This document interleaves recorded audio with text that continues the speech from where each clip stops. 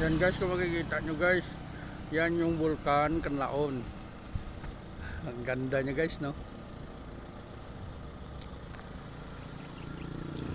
At yun naman yung mga kasamaan po natin. Yan sila po, nagsasurvey po ng lupa dyan.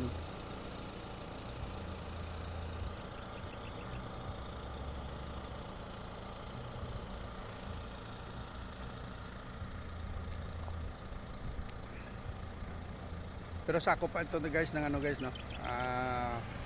Moises Padilla.